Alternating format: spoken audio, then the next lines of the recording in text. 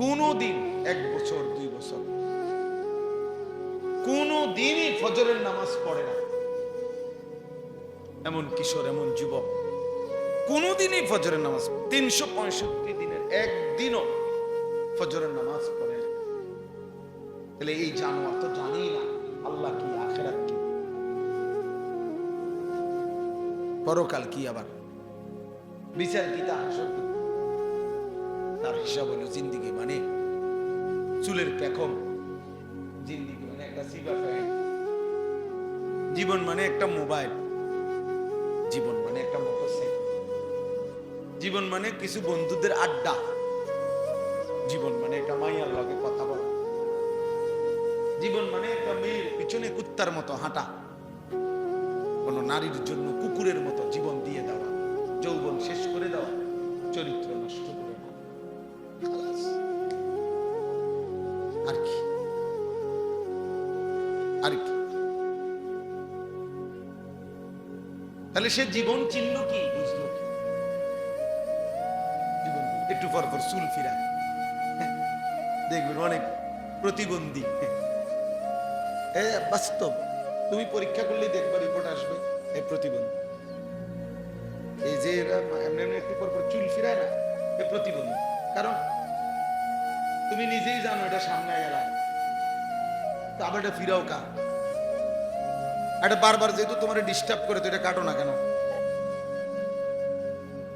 একটা যুক্তি তো থাকবে যে আমি একটা জিনিস আমার বারবার প্যারেশান, বিরক্ত লাগতে আছে, আমি এটা সরাবো না।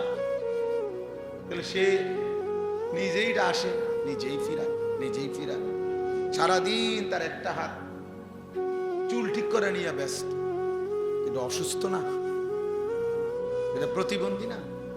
তার ফিরা মানসিক সমস্যা তার। পৃথিবীর কেউ বেটা, কম করে বলি, গোটা পৃথিবীর কেউ কোনোদিন, কোনো বেঈমানে কোনোদিন বলে নাই যে পুরুষের মাথার চুলের মধ্যে সৌন্দর্যের কিছু আছে আলাদা, বা এটা নিয়ে আলাদা সৌন্দর্যের কোনো পেরেশানি, এটা পৃথিবীতে নাই। কোনো পাগলও বলে নাই, কোনো বেঈমানে বলে। কম করে কিছু বেঈমানে হয়তো ভুল বুঝাইছে। চুলের উপরে যদি কোনো যত্ন, সৌন্দর্যের কিছু হয়, তা নারীর সৌন্দর্য চুলের মধ্যে। পুরুষ চুল নিয়ে ব্যস্ত থাকবে, এটা এক ধরনের মেয়েলি স্বভাব ছাড়া, বেডিত্বে স্বভাব ছাড়া আর কিচ্ছু হতে পারে।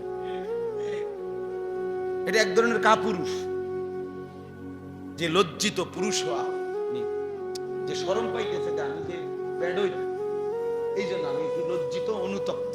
আমি যদি মেয়ে হতাম আর মেয়েদের মতো সারাক্ষণ চুল নিয়ে ব্যস্ত থাকতাম, কত না ভালো হতো। নাই তো বলেন কি কারণ থাকতে পারে? একটা ছেলেকে কেন, পুরুষকে কেন চুল নিয়ে এত ব্যস্ত বানাই দিল? আফসোসের ব্যাপার, আশ্চর্যের ব্যাপার পৃথিবী।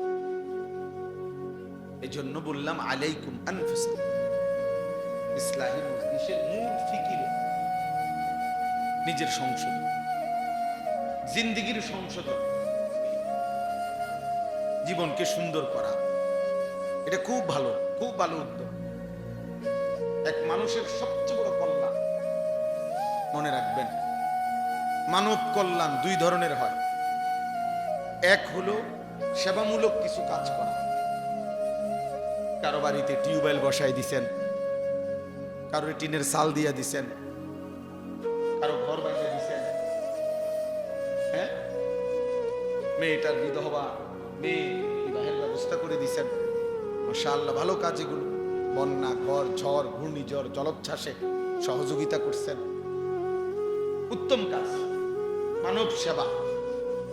কিন্তু আরেকটা মানব সেবা হলো, মানব কল্যাণ হলো ওই মানুষটাকে আল্লাহমুখী করে দেওয়া, আখিরাতমুখী করে দেওয়া। ওই মানুষটার জিন্দেগি চেঞ্জ করে, ইউটার্ন করে তাকে আল্লাহ, রসুল, আখিরাত, পরকালের দিকে ফিরাইয়া দেওয়া। আল্লাহর কসম, কোরআন বলে এটা হচ্ছে মানবতার সবচেয়ে বড় কল্যাণ। মানুষের সবচেয়ে বড় কল্যাণ হলো তাকে তার রব চিনায় দেওয়া, তাকে তার গন্তব্য চিনায় দেওয়া, তাকে তার মালিক চিনায় দেওয়া, তাকে আল্লাহর সাথে জুড়ে দেওয়া, তাকে নামাজের সাথে বেঁধে দেওয়া, তার ঈমানের দৌলত দান করা। এজন্য আল্লাহ নবী সাল্লাল্লাহু আলাইহি ওয়াসাল্লাম বলেন, ওয়া ইন্নী আখিযুন বিহুজাজিকুম, আমি চেয়েছি, নবীজি বলেন আমি চেয়েছি কোমরে জড়াইয়া ধইরা হলেও আমার এক এক উম্মতকে জাহান্নাম থেকে বাঁচাও। কোমরে জড়াইয়া ধরে হলো, অর্থাৎ হাত ধরলে মানুষ অনেক সময় ছুটে যায়, কাঁধে হাত দিলে মানুষ অনেক সময় ছাইরা লাগে, কিন্তু কোমরে যদি কাউরে আমজা করে শক্ত করে ধরে এই বাঁধন ছুটাইতে কষ্ট। যেন নবীজি বলেন আমি চেয়েছি আমার এক এক উম্মতকে কোমরে জড়িয়ে ধরে হলেও জাহান্নামের আগুন থেকে বাঁচাও। এই ফিকির, এইটা হলো বড় ফিকির। প্রতিটা মানুষকে নেক কাজের আদেশ করা, গুনাহের কাজ থেকে ফিরিয়ে রাখার চেষ্টা করা, বাপ এটা মানবতার বড় কর্ম, এটা বড় কর্ম। তারে আমি 3 বেলা খাওয়াইলাম অথচ সে আল্লাহকে সিজদা দেয়, এটা বড় কল্যাণ না? হ্যাঁ এটাও কল্যাণ, তার ভালো, তার খাওয়াই আমি, কিন্তু মানবতার মানুষের সবচেয়ে বড় কল্যাণ হলো মানুষকে তার মালিকের সাথে জুড়ে দাও, জুড়ে দাও।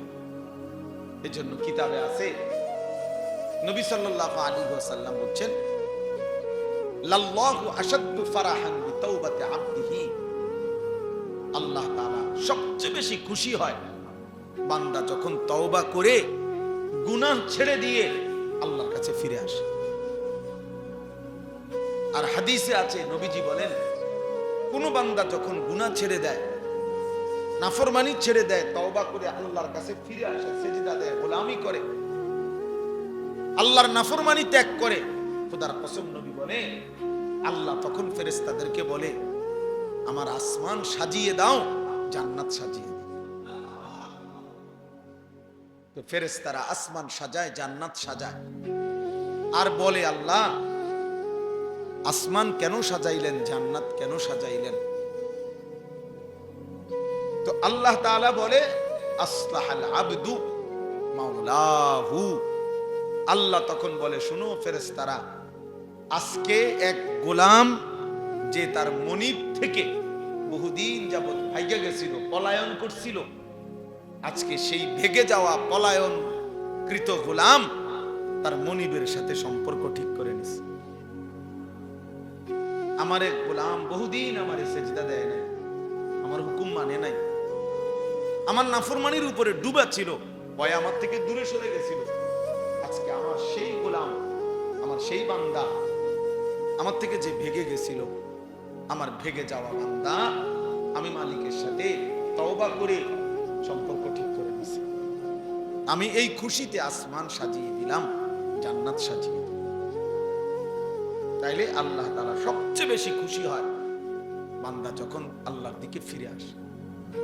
এজন্য হাদিসে আছে, আল্লাহর নবী সাল্লাল্লাহু আলাইহি ওয়াসাল্লাম বলেন, আকরাবু মা ইয়াকুনুল আবদু মির রাব্বিহি ওয়া হুয়া সাজিদ। নবীজি বলেন সাল্লাল্লাহু আলাইহি ওয়াসাল্লাম, বান্দা আল্লাহ তাআলার সবচেয়ে আকরাব, ঘনিষ্ঠ হয়, আল্লাহর সবচেয়ে ঘনিষ্ঠ হয় বান্দা কখন? নবীজি বলেন ওয়া হুয়া সাজিদ, বান্দা আল্লাহকে সিজদা করে। কখন? ওয়া হুয়া সাজিদ, যখন সে সিজদা করে। আমার শায়েখ আল্লামা মুফতি মুশতাকুর নবী সাহেব বলে, আল্লাহ যখন, বান্দা যখন আল্লাহকে সিজদা করে, তো আল্লাহ মহব্বতে ওই বান্দার মাথায় পিঠে হাত বুলায় দেয়, আদর করে দেয়, আদর করে দেয়। আল্লাহ যেন বলে বান্দা আমারে সিজদা দিলা, যাও বান্দা খুশি হলাম, খুশি হলাম। এজন্য নামাজ যার কপালে জোটে না, তার কপালের উপরে লানত, যার কপালে সিজদা নেই, থু তোর কপালে, থু তোর কপালে। লানত তোর কপাল, লানত তোর কপালে। সেজদা জোটে না, তোরে আল্লাহ বানাইলই কেন? যার কপালে সেজদাই নেই। এমন বলবেন যে আপনি হুজুর লানত দিলেন। হ বেটা, আল্লাহ লানত দিছে। ওয়া ইন্না আলাইকা লানাতা ইলা ইয়াউমিদ দ্বীন। কোরআন শরীফে আল্লাহ বলছে, ইবলিস তুই আমারে সেজদা দিলি না, আজকে থেকে নিয়ে কিয়ামত পর্যন্ত তোর উপরে আমি আল্লাহর লানত। কোরআন শরীফের আয়াত। তাহলে ইবলিসের উপরে আল্লাহ এই লানতটা কেন দিয়েছে? কথা বলেন না কেন? সেজদা দেয়নি দেখি। সেজদা না করার কারণে তো কি দিছে? কয়দিনের লানত? একবার, একদিনের লানত, কিয়ামত পর্যন্তের জন্য। তাইলে একটি সেজদা না দিলে যদি কিয়ামত পর্যন্ত লানত দেয়, একদিনে 5 ওয়াক্ত নামাজে এক নাফরমান কতগুলো সেজদা ছুটে গেছে। ফজরের নামাজের 4 রাকাত নামাজে 8টা সেজদা, জোহরের যদি 10 রাকাতও ধরি 20টা সেজদা, আসরের যদি 4 রাকাতও ধরি 8টা সেজদা, মাগরিবের যদি 5 রাকাতও ধরি 10টা সেজদা, এশার নামাজের যদি 9 রাকাতও ধরি 18টা সেজদা। একদিনে তোর কয়টা সেজদা ছুটে গেল? তুমি কি পরিমাণ লানতের যোগ্য হইলে? তুমি কি পরিমাণ অভিশপ্ত হইলে? আল্লাহ আমাদেরকে বুঝ দান করে। এই জন্য প্রিয় ভাই বাবা, আমি এই জন্য প্রথমেই বলি, 10 জন হোক, 5 জন হোক, 50 জন হোক, এটা কোনো কথা, এক আল্লাহর বান্দার ফিকিরও বলা দরকার। একজনের জন্য আল্লাহর কথা শোনানো, ইসলাহ দরকার, সংশোধন দরকার। এই বলতে বলতে, শুনতে শুনতে, বারবার বলতে বলতে বলতে বলতে ঠিক কখন কার পরিবর্তন হবে, ঠিক কখন কোন দিন কে বদলে যাবে, সেটা মূলত আল্লাহর ফয়সালা। আমাদের দায়িত্ব বলতে থাকা, শুনতে থাকা, আয়োজন করতে থাকা। মূলত ফয়সালা, হেদায়েত কে দিবে? এতদিন ধরে ওয়াজ করি, ওই মানুষ তো ভালো হয় না। না, মানুষ সবাই ভালোই যাইতে হইবে এটা জরুরি না, আমার বলা জরুরি। হুজুরে যেমনটা ইব্রাহিমের সুন্নাত। এবার নবীজিকে জিজ্ঞাসা করছে, ফামা লানা ফিহা ইয়া রাসূলুল্লাহ, হে আল্লাহর রাসূল, কুরবানি করলে আমাদের লাভ কি? নবীজি বলছে, বিকুল্লি শাআরাতিন হাসানা, প্রত্যেকটি পশমের মধ্যে এক একটা নেকি। তাহলে কুরবানি মানে পশু জবাই শুধু, এটা ইবাদত, পশমে পশমে নেকি। আচ্ছা, আরো শুনেন, নবীজি সাল্লাল্লাহু আলাইহি সাল্লাম বলেন, মা আমিলা আদবিন মিন আমালি ইয়াউমিন নাহর আহাব্বা ইলাল্লাহ মিন ইহরাকিদ দাম। আল্লাহর নবী সাল্লাল্লাহু আলাইহি সাল্লাম বলেন, কোন মানুষ কুরবানির দিন আল্লাহর সবচেয়ে প্রিয় উত্তম আমল যা করে কুরবানির দিন, সেটা হলো ওই পশু জবাই। এরপরে নবীজি বলেন, এই হাদিসের 4টা অংশ, এই প্রথম অংশ বললাম, দ্বিতীয় অংশ নবীজি বলেন, ইন্নাহু ইয়াতি ইয়াউমাল কিয়ামাতি বিকুরুনিহা ওয়া আশআরিহা ওয়া আজলাফিহা। ওই ব্যক্তি কুরবানি যে করলো, কিয়ামতের দিন সে ওই প্রাণীর শিং, পশম এবং আজলাফ মানে পায়ের যে খুর আছে না, এই খুর, নবীজি বলেন সে শিং, পশম এবং খুরগুলো সহ হাসরের ময়দানে মিজানের পাল্লায় ওজনের জন্য নিয়ে আসবে। এখন কি অর্থ? কি অর্থ? হইল শিং, খুর এবং পশম, পুরা সারা শরীর চামড়ার পশম। তাহলে এগুলো যেহেতু মিজানের পাল্লায় ওজন হিসাবে দিব, তো গোস্তরি হালাই দিব, তোমার তো গোস্ত হালাই দিব, এটা নি বুঝাইছে? বুঝাইছে মানে শিংটাও বাদ যাবে না, খুরটাও বাদ যাবে না, একটা পশমও কি যাবে না, বাদ যাবে না, পুরা আস্থা তার কোরবানিটা তার মিজানের পাল্লায় উঠানো হবে। কি পরিমাণ নেকি হবে, কি পরিমাণ নেকি হবে! তো এটাকে খামখেয়ালি এটা শুধু গরু জবাই। এরপরে 3 নম্বর অংশ, নবীজি সাল্লাল্লাহু আলাইহি সাল্লাম বলেন, ওয়া ইন্নাদ দামা লা ইয়াকাউ মিনাল্লাহি বিমাকানিন ক্বাবলা আন ইয়াকাআ মিনাল আরদ। অর্থ কি? আগে কুরবানকে কুরবান বলে কেন? মানে এই যে পশু জবাই করার এই উৎসবটাকে, ইবাদতটাকে কি বলে? কুরবানি বলে। কুরবান অর্থ হলো, কুরবান শব্দটি আরবি, এই আমি যে আয়াত পড়ছি এখানে আছে, ইজ কাররাবা কুরবানান।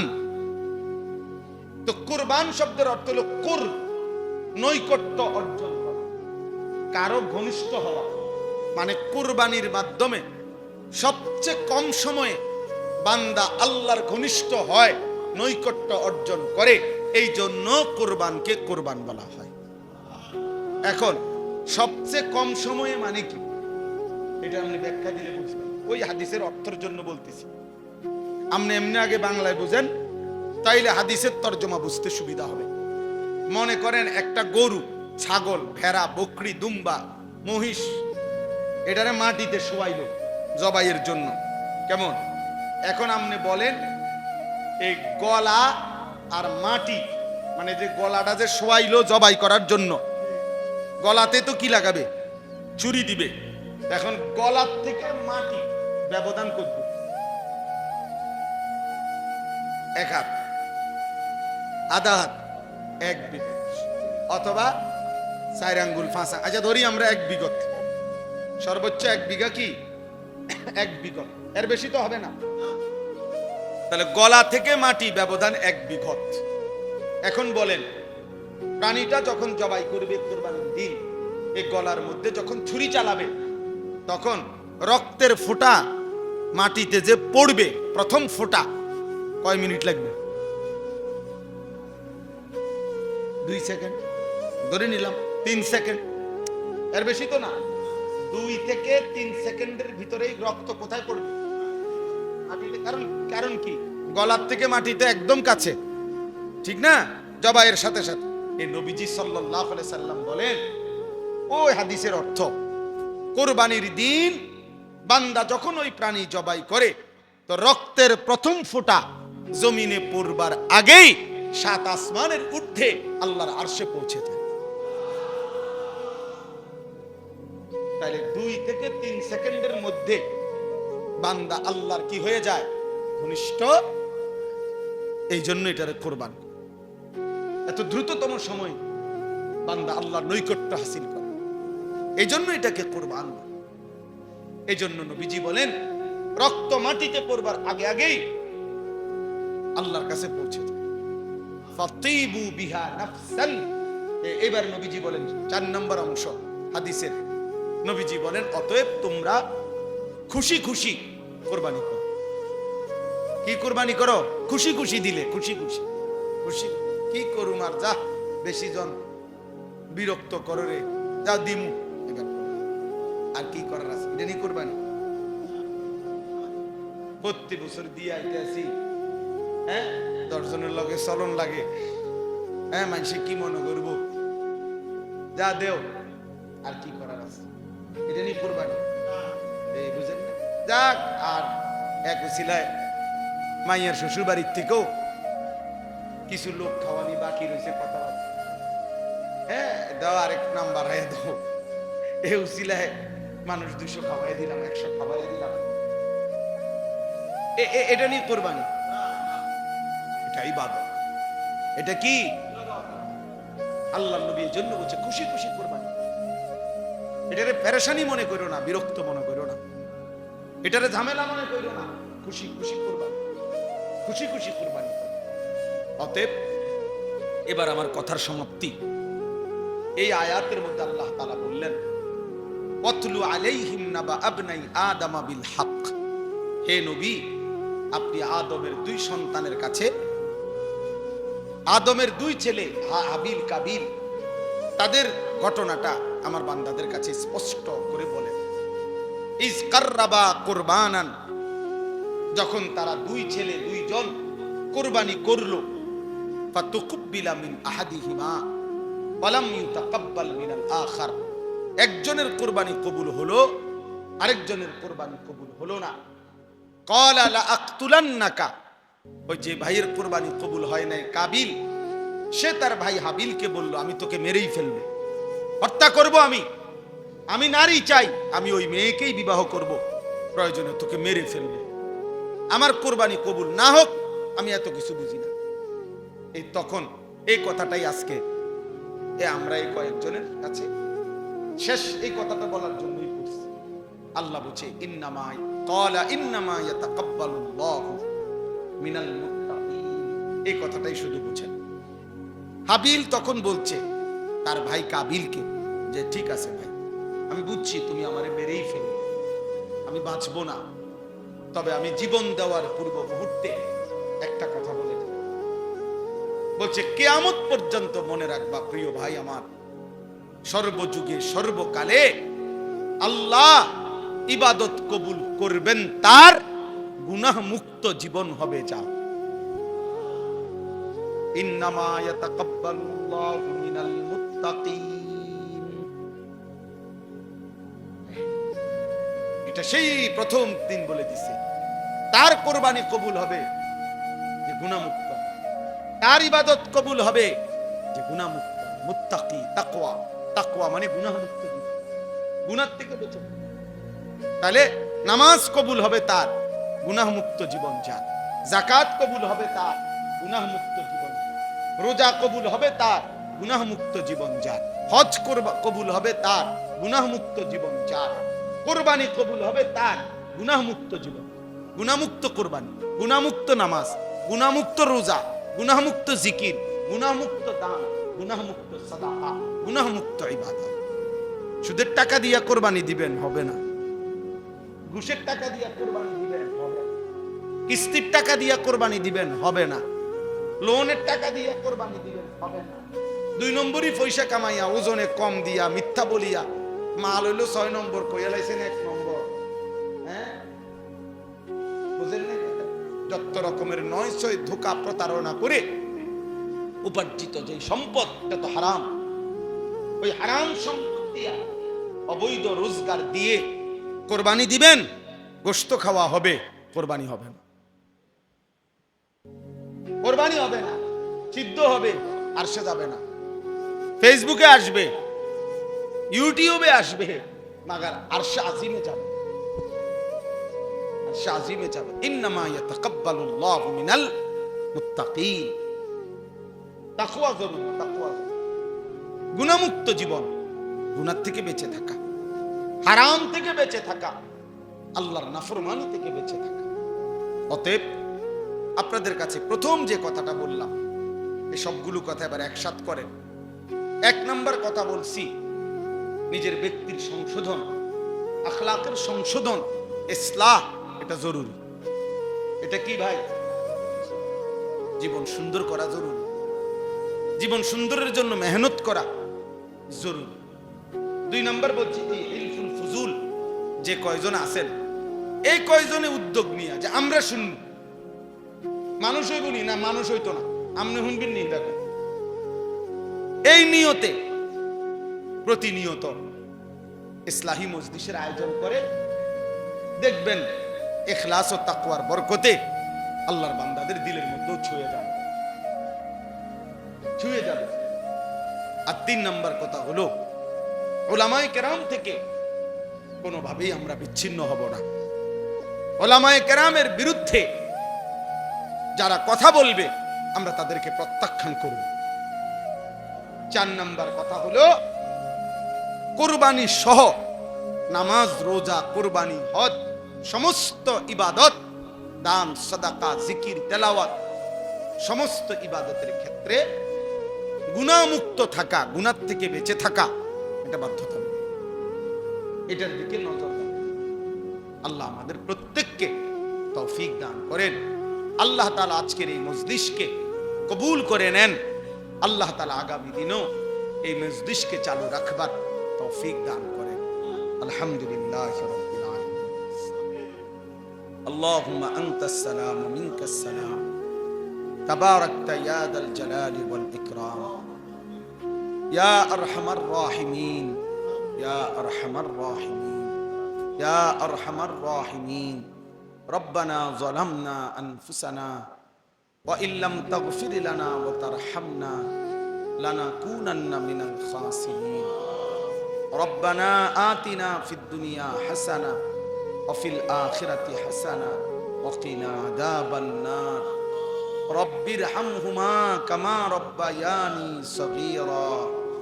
রব্বানা হাব লানা মিন আজওয়াজিনা ওয়া যুররিয়াতিনা কুররাতা আ'য়ুন ওয়াজআলনা লিল মুত্তাকিনা ইমামা। মাওলায়ে করিম আপনি মাফ করে দেন, রব্বে করিম আপনি মাফ করে দেন। মেহেরবান মাওলা, আপনার ঘরেই লম্বা সময় বসেছিলাম, এতটা সময় ধরে আপনি আপনার ঘরেই জায়গা দিয়েছেন, এখন গুনাহ মাফ না করে কেমনে বের করে দিবেন? আয় মাওলা মাফ করে দেন মাওলা। আপনার ঘরে যেহেতু বসতেই দিলেন, এখন আপনি মাফই করে দেন, মাফ করে দেন মাওলা। আযাব দিলে আপনার কোনো লাভ নাই, মাফ করে দিলে আপনার কোনো ক্ষতি নাই, মাফ করলে আপনার কমবে না, মাফ না পেলে আমাদের উপায় থাকবে না। আয় করিম আপনি মাফ করে দেন, আয় রহমান আপনি মাফ করে দেন, আয় রহিম আপনি মাফ করে দেন, আয় গফফার আপনি মাফ করে দেন, আয় গফুর আপনি মাফ করে দেন, আয় মাওলা আপনি মাফ করে দেন। পেছনের সব গুনাহ মাফ করে দেন, আগামী জিন্দেগি আপনি সুন্দর করে দেন, ঈমান আমলের দৌলত দেন, ইজ্জত আফিয়ত দেন, তাকওয়া তহারত দেন, গুনাহ মুক্ত জীবন দান করেন, আপনার গোলামি করার তৌফিক দান করেন, জীবনটা সুন্দর করবার তৌফিক দান করেন, চুল চেহারা আখলাক আমল সুন্দর করে দেন। আল্লাহ কিশোর যুবক ছেলেগুলোকে বদলে দেন, কিশোর যুবক ছেলেগুলোকে বদলে দেন, কিশোর যুবক ছেলেগুলোকে বদলে দেন। আল্লাহ এদের চেহারা সুন্দর করে দেন, এদের চুল মুসলমানের মতো স্বাভাবিক বানিয়ে দেন, এদের আখলাক সুন্দর করে দেন। আল্লাহ সেজদাওয়ালা কপাল বানিয়ে দেন, কাঁদনেওয়ালা চোখ বানিয়ে দেন, জিকিরওয়ালা জবান বানিয়ে দেন, মোহব্বতওয়ালা দিল বানিয়ে দেন, সুন্নতওয়ালা জীবন বানিয়ে দেন, বন্দিগিওয়ালা জীবন বানিয়ে দেন। আয় আল্লাহ আপনি মাফ করে দেন, সমস্ত কবরবাসীদেরকে মাফ করে দেন, কিয়ামত পর্যন্ত কবরের আযাব মাফ করে দেন, কবরগুলোকে জান্নাতের টুকরা বানিয়ে দেন, আপনার নূরে রহমত দ্বারা ভরপুর করে দেন, অসুস্থ বিমারি যারা শিফা করে দেন, কামাই রুজিতে হালাল বরকত দান করেন, চাকরি ব্যবসা ক্ষেত খামার সব কিছুতে বরকত দান করেন, প্রবাসী বিদেশের জমিনে যারা সহি সালামতে নিরাপদে রাখেন মাওলা, আল্লাহ প্রত্যেকের নেক মাকসাদ পূরণ করে দেন, এই মসজিদখানা কবুল করে নেন। আল্লাহ মসজিদের সমস্ত খিদমাত আপনি কবুল করে নেন, ইমাম খতিব মুয়াজ্জিন খাদেম কমিটি মুসল্লি সবাইকে কবুল করে নেন। আল্লাহ আপনি দয়া করেন, হিলফুল ফুজুল এই পরিষদ আপনি কবুল করে নেন। আল্লাহ তাদেরকে আরো ভালো কাজ করার তৌফিক দান করেন, প্রতিনিয়ত এই ইসলাহি মজলিস চালু করবার তৌফিক দান করেন, আপনি হিম্মত দান করেন, আপনি ইস্তেকামত দান করেন, আপনি শক্তি সাহস দান করেন। আয় আল্লাহ, আয় আল্লাহ আমার দেশকে নিরাপদ করে দেন, আমার দেশকে নিরাপদ করে দেন, আমার দেশকে নিরাপদ করে দেন। প্রতিটা মানুষের জান মাল ইজ্জত আব্রু আপনি হেফাজত করেন, মা বোনদেরকে পর্দা পুশিদা দান করেন, আবেদা সালেহা মা ফাতেমা রাবেয়া বসরিয়ার মতো বানিয়ে দেন। আল্লাহ আপনার ঘরে যারা ছুটে ছুটে যাচ্ছে, আল্লাহ হাজি সাহেবানদেরকে আপনি কবুল করে নেন। আমরাও যেতে চাচ্ছি মাওলা, আপনি তৌফিক দিয়েন, আপনি তৌফিক দিয়েন, আপনি বঞ্চিত কইরেন না। আল্লাহ আমার এই বাবা ভাই সকলকে কাবার কালো গিলাফ দেখতে দিয়েন, মদিনার সবুজ গম্বুজ দেখতে দিয়েন। আল্লাহ আল্লাহ আপনার ঘর না দেখিয়ে কবরে নিয়েন না মাওলা, মদিনার বন্ধুর রওজা না দেখাইয়া কবরে নিয়েন না মাওলা। আয় আল্লাহ সারা পৃথিবীর মজলুম মুসলমানকে বিজয় দান করেন, গাজা ফিলিস্তিনের মুসলমানকে বিজয় দেন, পাকিস্তানের মতো একটা বিজয় ফিলিস্তিনকেও দেন মাওলা। আয় আল্লাহ মোদিকে আপনি বেইজ্জতি করেছেন, নেতানিয়াহুকে আপনি ধ্বংস করে দেন, আপনি ধ্বংস করে দেন। আপনি ধ্বংস করে দেন। আয় আল্লাহ, এদেশে ইসলামকে কায়েম করে দেন, উলামাদের ইজ্জতকে কায়েম করে দেন। উলামায়ে কেরামের বিরুদ্ধাচরণ যারা করেছে, আপনি তাদেরকে বেইজ্জতি করে দেন, আপনি তাদেরকে বেইজ্জতি করে দেন।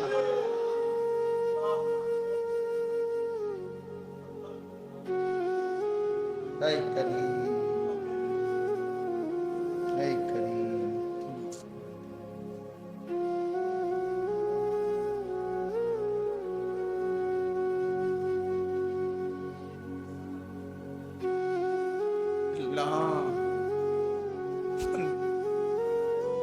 আপনি দেন আল্লাহ, ফিলিস্তিনের বিজয় দেন, গাজার বিজয় দেন, কাশ্মীরের বিজয় দেন, আরাকানের বিজয় দেন, মুসলিমের বিজয় দেন। আল্লাহ রব্বির হামহুমা কামা রব্বায়ানি সগীরা। সুবহানা রাব্বিকা রব্বিল ইজ্জাতি আম্মা ইয়াসিফুন ওয়া সালামুন আলাল মুরসালিন ওয়ালহামদুলিল্লাহি রাব্বিল আলামিন। আমার 28 তারিখ হজ্জের ফ্লাইট, দোয়া করবেন আল্লাহ জানাবে। আমিও আপনাদের জন্য দোয়া করি। মাহফিল করি, কই মানুষের তো কোনো পরিবর্তন দেখি না, এই জন্য আর মাহফিল করতাম না। তো আর মাহফিল না করলে 10 বছর, এবার যেহেতু 10 বছর করেও দেখছেন ভালো হয় না, তো না করলে 10 বছর তো ভালো হয়ে যাবে। ভালো হয়ে যাবো। আমার দায়িত্ব তো এটা না, আমার দায়িত্ব তো কয়জন হেদায়েত পাইলো না পাইলো এটার হিসাব করা আমার দায়িত্ব, আমার বলা দায়িত্ব, বলতে থাকা।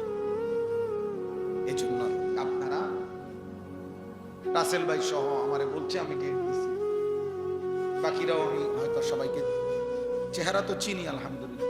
আপনাদের এই আপনাদের এই আয়োজন আপনারা ধারাবাহিক করবেন, ধারাবাহিক। 5 জন যদি আপনাকে সদস্য, আপনারা আগে নিয়ত করবেন যে দোস্ত আগে ওয়াদা করো আমরা 5 জন শুনবো কিনা। যদি বলেন তো 5 জন, তো হুজুরে কইয়া লইবেন আগে, হুজুর আমরা সদস্য হইলাম 30 জন, বা আমরা 10 জন নিয়ত করছি পাক্কা যে আমরা ওয়াজ শুনবো।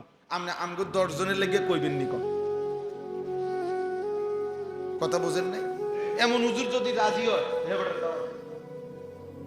বলে লোক হইব 10 জন, আর যদি বেশি হয় আলহামদুলিল্লাহ, আর না হইলে আমরা 10 জনের বুঝ দেব। আপনি 10 জনরে বলবেন, আপনি 5 জনরে বলবেন, একজনকে বলবেন। আল্লাহ আমাদেরকে তৌফিক দান করে। এই হিলফুল ফুজুল, এটা নবীজি সাল্লাল্লাহু আলাইহি ওয়াসাল্লামের জন্মেরও আগের সংগঠন, আরবের একটি সংগঠনের মূলত। অর্থাৎ আরবের মধ্যে ফজল নামে, একই নামে 3 ব্যক্তি ছিল, 3 জন ব্যক্তি ফজল নাম, 3 জনের নামে ফজল। এই 3 জন ব্যক্তি একই নামের, ওনারা একসাথে অঙ্গীকার করছিল। হিলফুন মানে হলো ওয়াদা, অঙ্গীকার, শপথ। আর এই ফুজুল মানে হলো ফজল নামের 3 জন, বুঝছেন? এটা কিন্তু অনেক এই সংগঠনের নাম আছে, দেখেন না? এই জন্য বলতেছি আর কি, সবার ভালো হবে। অর্থাৎ এই একই নামের 3 জন ব্যক্তি ফজল নামের, ওনারা মক্কায় একদিন সিদ্ধান্ত নিছে, শপথ করছে যে আমরা আমাদের এই মক্কায় আমরা সর্বাত্মক চেষ্টা করব এখানে যেন কারো উপরে কোনো জুলুম, ছিনতাই, কারো উপরে যেন অন্যায় না হয়, কেউ কারো উপরে যেন জুলুম করতে না পারে। আমরা মজলুমের পক্ষে, দুর্বলের পক্ষে আমরা সমর্থন করব, সহযোগিতা করব, সাহায্য করব, জালেমকে প্রতিহত করতে চেষ্টা করব, মজলুমের কল্যাণ করব, দুস্থ অসহায়ের কল্যাণ করব। এই একটা শপথ নিয়ে ওনারা কাজ শুরু করছিলেন।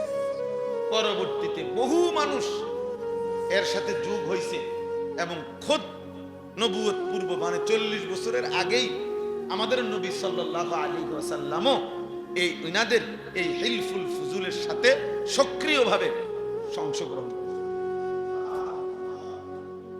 বুঝছেন না কথা? তো সেইখান থেকে আজকে ১৫০০ বছর আগের এই পবিত্র নিয়তে, ভালো নিয়তে তিনজন ব্যক্তি একটি উত্তম কাজের জন্য নিয়ত করছিল, শপথ করছিল। তো সেই নাম আজকে ১৫০০ বছর পরেও পৃথিবীতে কেমন পরিচিত, কেমন পরিচিত! কত নামে আমরা তো ওয়াজে যাই, সারা বাংলাদেশে এই নামে শত শত এলাকা কি আছে সংগঠন, হিলফুল ফুজুল, তাইলে তাহলে শুধু এটা বাংলাদেশে না অন্যত্র নাই? তাহলে এই জন্য বললাম মুখলেসানা খেদমত মানে নিষ্ঠার সাথে আল্লাহর সন্তুষ্টির জন্য কোন খেদমত যদি করা হয় তো যুগ যুগ ধরে এটা টিকে থাকে। আল্লাহ তাআলা আপনাদেরকেও তৌফিক দেন, কবুল করেন, আমিন। এইবার আমি একটা আয়াত পড়ছি, এই আয়াতের উপরে অল্প একটু কথা বললে আমার কথা শেষ ইনশাআল্লাহ। আমাদের প্রিয় ভাই হযরত মাওলানা মুফতি ইউসুফ বিন ইকবাল, এই মাওলানা বয়সে আমাদের অনেক কম, আলহামদুলিল্লাহ সে অনেক ভালো আলেম, অনেক ভালো আলেম। আমি ব্যক্তিগতভাবে তার বয়ান শুনি, তার কথা শুনি, তার প্রত্যেক কথায় 10 মিনিট 20 মিনিট আধা ঘন্টাও যদি কেউ শুনে, ভালো যারা আলেম তারাও অনেক খোরাক পায়। এত সুন্দর কথা বলতে এবং এত দলিল ভিত্তিক, রেফারেন্স ভিত্তিক কথা বলে, অবাক। আলহামদুলিল্লাহ।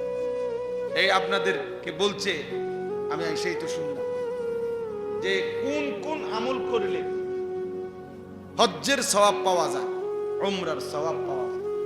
তো দেখা যাবে হাজার হাজার পৃষ্ঠা খুঁজাও আমনে খুঁজা পাইতেন না,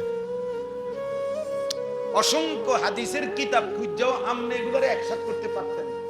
কিন্তু আলহামদুলিল্লাহ উলামায়ে কেরাম আপনাদের কাছে যুগ যুগ ধরে আলেমরা পুরা কোরআন, পুরা হাদিস, পুরা দ্বীনকে একসাথে করে গবেষণা করে যুগে যুগে উম্মতের সামনে, উম্মতের উলামায়ে কেরামরা মানুষের জীবন চলার দিক নির্দেশনা, আখিরাতমুখী, কল্যাণমুখী দিক নির্দেশনা দিয়ে যাচ্ছে। এটা উলামায়ে কেরামেরই একমাত্র খেদমত, যেটা এই পৃথিবীর আর কেউ করতে পারেও নাই, পারবেও না, কেউ পারবে। কোন জেনারেল শিক্ষিত ব্যক্তি পুরা কোরআন সামনে নিয়ে, নবীজির সমস্ত হাদিসকে সামনে নিয়ে, পূর্বাপর সমস্ত কিছু বিশ্লেষণ করে উম্মতকে সঠিক দিক নির্দেশনা দেওয়া, এটা একমাত্র উলামায়ে কেরামেরই বৈশিষ্ট্য। এটা উলামায়ে কেরামেরই বৈশিষ্ট্য, বিশ্বাস করেন। এজন্য উলামায়ে কেরাম থেকে বিচ্ছিন্ন হওয়া, উলামায়ে কেরাম থেকে বিচ্যুত হওয়া, ওই মানুষগুলো, ওই ব্যক্তিগুলো নিশ্চিত মনে রাখবেন ওরা সঠিক রাস্তা, গন্তব্য, মঞ্জিল পাবে না, মাঝখানে কোথাও না কোথাও হুচট খাইয়া পড়ে যাবে, পড়ে যাবে। প্রত্যেক সময়ে মনে রাখবেন, সর্বসময়ে কিছু মানুষ, কিছু ব্যক্তি, কিছু গোষ্ঠী প্রকাশ্যে কিংবা গোপনে সর্বদাই তৎপর থাকে, যারা উলামায়ে কেরামের বিরোধিতা করার জন্য সচেষ্ট। কারণ হলো তারা জানে মানুষ যত বেশি উলামায়ে কেরামের সাথে থাকবে, উলামায়ে কেরাম থেকে শুনবে, তত বেশি প্রকৃত দ্বীন, প্রকৃত ইসলাম, প্রকৃত আমল, প্রকৃত জীবন গঠন করতে পারবে। আর জীবন যদি সুন্দর হয়ে যায়, ঈমান আমলের উপরে উঠে যায়, মানুষ যদি অন্যায়, অশ্লীলতা, বেহায়াপনা, অসভ্যতা, নোংরামি, হারাম, অবৈধ উপার্জন এগুলা যদি উলামায়ে কেরামের বরকতে ছেড়ে দেয়, তাহলে মুনাফিক যারা, বেঈমান যারা, নামধারী ছদ্মবেশী মুসলমানের দুশ্মন যারা, তাদের লস। এই জন্য সবসময় কিছু ব্যক্তি, মানুষ, গ্রুপের চেষ্টা থাকে, যারা সর্বদাই চেষ্টা করে উলামায়ে কেরাম থেকে মানুষকে কি করতে, হ্যাঁ, আপনার নারী সংস্কার কমিশন, যেটা নিয়ে সারা বাংলাদেশ প্রতিবাদ করছে, বাংলাদেশের উলামায়ে কেরাম সহ ন্যূনতম ঈমান আছে, আমল আছে এমন বিবেকবান মুসলমান নারী পুরুষ প্রত্যেকেই বলছে যে কোরআন সুন্নাহ বিরোধী। এখানে অসংখ্য ধারা প্রতিবেদনে লিখছে তারা, যেটা প্রকাশ্যে আল্লাহর কোরআন বিরোধী, রাসূলের সুন্নাহ বিরোধী, এটা স্পষ্ট বলছে। উলামায়ে কেরামও দেখায় দিছে, সাধারণ বিবেকবান মুসলমান, ইমানদার মুসলমানও এটা দেখছে, শুনছে, জানে। কিন্তু অল্প কিছু নারী, নারী নামের কলঙ্ক, এরা আপনার গোটা জাতিকে বিদ্রুপ করে উলামায়ে কেরাম এবং ইসলাম এবং ধর্মের বিরোধিতা করে তারা ধর্ম, আলেমদের বক্তব্য, কোরআন সুন্নাহর বক্তব্য সবকিছুকে প্রত্যাখ্যান করে তাদের দাবি যে নারীর অধিকার, মর্যাদা, তারা যা বলে, তারা যা চায়, নারী যা বলবে, নারী যা চাইবে সেই অধিকারই তাকে দিতে হবে, তাদের বক্তব্য। আর তাদের পক্ষে সমর্থন করে এমন কিছু নামধারী, মুখোশধারী মুসলমান আছে, নাউজুবিল্লাহ। এই 2 দিন হয় বাংলাদেশের কিশোরগঞ্জের একজন নেতা, পুরান নেতা, বুড়া নেতা, এই পর্যন্ত কয়েকবার ডিগবাজি দিছে, দল বদলাইছে, এই পর্যন্ত বহু দল বদলাইয়া, তাই নিয়ে প্রকাশ্যে টক শোতে আপনার 2 দিন আগে এই অসভ্য, বেয়াদব প্রকাশ্যে সারা পৃথিবীকে সামনে রেখে উলামায়ে কেরামকে তুচ্ছ তাচ্ছিল্য এবং ব্যঙ্গ বিদ্রুপ করেছে। আজীব হবে। সে বলছে আমরা 500 টাকার মৌলবী, আমরা 1000 টাকার নাকি মৌলবী, আমগরে 500 টাকা দিলে আমরা ওয়াজ বদলায় ফেলি, আমরা ফতুয়া বদলায় ফেলি। নারীদেরকে বলছে তোমরা এই মোল্লাদের সন্তান পেটে ধারণ করবা না। এত বড় জঘন্য বেয়াদব বাংলাদেশে আরেকটা কেমনে জন্ম নিয়া এই ফ্যাসিস্ট পরবর্তী 5ই আগস্ট যেই সময় জালেম পলায়ে গেল, এরপরে এই জালেম কেমনে থাকলো এটা আশ্চর্য লাগতেছে। এত বড় জঘন্য বেয়াদব, এত বড় ভয়ানক বেয়াদব। বয়স্ক মানুষ, বয়স 60 বছরের কম হবে না, সে একেবারে, সে বলতেছে মোল্লাদের, ইসলামের মধ্যে কোনো মোল্লাতন্ত্র নাই, ইসলামে এক জিনিস, মোল্লাতন্ত্র আরেক জিনিস, মানে আমরা মোল্লারা হইলাম এক জিনিস, ইসলাম আরেক জিনিস। তুই কি কইলি পাগল, কি কইলি তুই? হ্যাঁ, কি বললা? এটা কথা হইল? এই জন্য উলামায়ে কেরাম এটার তীব্র প্রতিবাদ করেছে। এমন জঘন্য বেয়াদব যেই দল লালন করে তাদের ভবিষ্যৎ খুব ভালো হবে না, ভবিষ্যৎ ভালো হবে না। এই নাফরমান, উলামা বিদ্বেষী, আলেম বিদ্বেষী, সে নিজেকেও ডুবাবে, তার দলটাকেও ডুবাবে। আশ্চর্য। এজন্য ভাইয়া একজন হইলেও মনে রাখবেন, উম্মতকে, ওলামাদের থেকে, সর্বশ্রেণীর মুসলমানকে, মানুষকে আলেমে দ্বীন থেকে বঞ্চিত করার যেই কোনো ষড়যন্ত্র, যেই কোনো চেষ্টা, এটা আমরা ঘৃণা ভরে প্রত্যাখ্যান করা দরকার। এজন্য আপনাদের কাছে আমার অনুরোধ রইল, উলামায়ে কেরাম যুগ যুগ ধরে আপনাদের কাছে দ্বীন পেশ করে, আল্লাহর কোরআন পেশ করে, রাসূলের সুন্নাহ পেশ করে। কয় টাকা উপার্জন আপনারা বলেন ইনসাফ? একজন মসজিদের ইমাম, একজন মসজিদের মুয়াজ্জিন, একজন মাদ্রাসার উস্তাদ, কয় টাকা উপার্জন তার? সামান্য কয় টাকা দিয়ে দিনের পর দিন। আমার একবার দাউদকান্দিতে এক মসজিদের ইমাম সাহেব, বিশ্বাস করেন কত আমনের মতো বয়সী হবে, বয়স্ক মানুষ, ইমাম সাহেব আমারে জড়ায় ধরা একদিন আমারে বলতেছেন যে হুজুর, আমি আজকে 26 বছর এই মসজিদে ইমামতি করি, অল্প কয়টা বেতন পাই। কয় যে হুজুর, আমি আমার বিবি বাচ্চার কত আবদার জীবনে পূরণ করতে পারি নাই অভাবের কারণে, কাইন্দা দিছে। কয় যে হুজুর, আমার আল্লাহ আমারে, আমি 26 বছর এই মসজিদের খেদমত করি, একই মসজিদে, ছোট একটা মসজিদ, বলতেছে হুজুর আমার আল্লাহ আমার তো দুনিয়ার কোনো স্বপ্ন, বাচ্চাদের আশা আকাঙ্ক্ষা কত কিছু পূরণ করতে পারি নাই অভাবের কারণে, আমার আল্লাহ আমারে আখিরাতে দিবনি। আমি কি বলতাম? আমি জড়াইয়া ধরে ওনারে অনেক কাঁদছি, কাইন্দা বললাম হুজুর আমি বলেন কি, ইনশাআল্লাহ আল্লাহ আপনাকে এই পরিমাণ দেবে, সেদিন আপনি এবং আপনার পরিবার খুশিতে আনন্দে আত্মহারা হয়ে যাবে, আনন্দে আত্মহারা হয়ে যাবেন। আলেমে দ্বীন কখনো কারো উপার্জন মাসে 8,000 10,000 টাকা, আর ওই বেয়াদব সে নাকি নেতা। এই বেয়াদব পরিষ্কার বলতেছে, মুসলমান নারীদেরকে বলতেছে তোমরা মোল্লা মৌলবীর বাচ্চা পেটে নিবা না। এত বড় জানোয়ার মুসলমানের ঘরে জন্ম নিল কেমন? এত বড় বেঈমান, কি পরিমাণ আশ্চর্য কথা, চিন্তা করে দেখ। নারীর মর্যাদা, নারীর অধিকার, উলামায়ে কেরাম এ ব্যাপারে কিচ্ছু বলে নাই, বলছে কোরআন সুন্নাহ বিরোধী। নারীর অধিকারের নামে যে প্রস্তাবগুলো দেওয়া হয়েছে এগুলো প্রত্যাখ্যান করছে।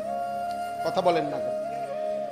ইসলাম বলছে বাবার মৃত্যুর পরে আপনার উত্তরাধিকার সম্পত্তি 2 বোন 1 ভাই, নাকি এটা আপনারা সবাই জানেন? এটা তো কোরআন শরীফের আয়াত। তো ওরা বলতেছে না, এটা সমান করতে হবে। এখন এই কথাটা যে কোরআন সুন্নাহ বিরোধী, এটা বলবার জন্য সামান্যতম আকল দেমাগ আছে, সে বুঝবে না এই কথা, এটা সেটা বুঝবে। আপনি যদি বলেন যে এরকম করলো কেন, তা আপনি গোটা ইসলাম সব বুঝেন, কথা বলেন না কেন? আল্লাহর সব বিধান আমরা বুঝি, তো আল্লাহর ফয়সালা আমরা মানি না? আপনি কবরের আযাব বুঝেন, আপনি হাসরের আযাব বুঝেন, তো তাইলে আল্লাহ তাআলার প্রত্যেক কথা সত্য, সঠিক, যৌক্তিক, ইনসাফ। নবীজি বলছে আয় আল্লাহ আদলুন ফিয়া কাদাউক, আপনি আমার ব্যাপারে যার ব্যাপারে যে ফয়সালা দিবেন এটাই ইনসাফ, এটাই সঠিক, এটাই আদল। আল্লাহ তাআলা বান্দার উপরে জুলুম করবে, আল্লাহ বান্দার ভালোটা বুঝবে না, আর এই নাফরমান কয়েকজন মহিলা বুঝবে, এটা সম্ভব? যাই হোক, আমার বলার উদ্দেশ্য হলো উলামায়ে কেরাম থেকে বিচ্ছিন্ন হবেন না। উলামায়ে কেরাম থেকে বিচ্ছিন্ন করার জন্য যারা যত কষ্টই করুক, ইনশাআল্লাহ এটা তো স্পষ্ট হয়েছে 15 বৎসর কত রকমের মিথ্যা অপবাদ দেওয়া হয়েছে, কত জেল জুলুম, কত নির্যাতন হয়েছে আলেমদের উপরে। আজকে সেই আলেমরাই এখনো সেই মসজিদ, মাদ্রাসা, আলেম, উলামা বাংলাদেশে আছে, কিন্তু ওই জুলুমবাজ আর বাংলাদেশে নাই। অতএব এই নতুন করে এই জঘন্য বেয়াদব যে আলেমদেরকে উপেক্ষা করলো, তুচ্ছ-তাচ্ছিল্য করলো, কিশোরগঞ্জের এই বেয়াদব ইনশাআল্লাহ বাংলাদেশে থাকতে পারবে না। দেখেন ইনশাআল্লাহ আল্লাহই বেইজ্জতি করবে, আসমান ওয়ালাই বেইজ্জতি ইনশাআল্লাহ। অতএব আপনাদের কাছে অনুরোধ, এভাবেই চলছে, এভাবেই চলছে। উলামায়ে কেরামের বিরোধিতা, কোরআনের বিরুদ্ধা, দ্বীনের বিরোধিতা। উলামায়ে কেরাম বলছে কোরআন সুন্নাহ বিরোধী বক্তব্য। তুমি এটা না প্রমাণ করবা যে না এই কথাটা কোরআন সুন্নাহ বিরোধী নয়। কথা বলেন না কেন? যে আমরা এটা লিখছি, এটা কোরআন সুন্নাহ বিরোধী নয়, এটা বুঝে দিলে নয়। এটা জনগণকে বললেই তো যে হুজুররা মিথ্যা বলতেছে, না এটা কোরআন সুন্নাহ বিরোধী না, এটা কইলেই তো হয়। অথবা এটা বলেন যে কোরআন সুন্নাহ বিরোধী কথা বাংলাদেশের 95% মুসলমান মানতে হবে, এটা কইয়া দেখো না, চাই না আমরা। এরপরে না আমাদের জনগণ মুসলমান প্রতিবাদ করে কিনা দেখা যাবে। মুসলমান তো এখনো মরে নাই, ইমানদার তো এখনো কি করে নাই, সবাই মরে নাই। এই জন্য আমি আপনাদের কাছে বললাম, আমরা প্রত্যেকে ইনশাআল্লাহ এই কুরবানি কিছুদিন আগে, কয়েক বছর আগে আমি নিজেও একবার পত্রিকায় দেখছি, এক ভদ্রলোক পরামর্শ দিছে, কোরবানিতে এই ব্যাপক পশু জবাই না করে এগুলো গরিব দুঃখীকে দান করে দিলে ভালো হতো। হেতের বুদ্ধি, হেতের বুদ্ধি। অর্থাৎ শরীয়তের একটি বিধানের জন্য যে টাকাটা খরচ হয়, এটা শরীয়তের এই বিধান পালন না করে ওনার গরিব দুঃখীর লেগে মায়া লাগছে, গরিব দুঃখীর লেগে তুমি ভিন্ন টাকা উঠাইয়া মানুষদেরকে ভিন্নভাবে দান সৎকা করার জন্য উৎসাহিত করতে পারো না? এদেশের মানুষ কোরবানি কেন গরিবকে আলাদা টাকা দেওয়ার জন্য উৎসাহিত করতে আলেম ওলামারা নিষেধ করছে? কথা বলেন না কেন? নিষেধ করছে। আমরা বলছি যে গরিব দুঃখী এতিম অসহায়কে দিয়েন না, তো তুমি কোরবানির টাকা দিলা গরিব দুঃখীরে দিবা কেন? কোরবানি না দিয়ে, এটা তো শরীয়তের বিধান। শরীয়তের বিধান কিনা? সাহাবায়ে কেরাম জিজ্ঞাসা করছে, মা হাযিহিল আদাহি, হে আল্লাহর রাসূল কোরবানিটা কি? নবীজি বলছে, সুন্নাতু আবিকুম ইব্রাহিম,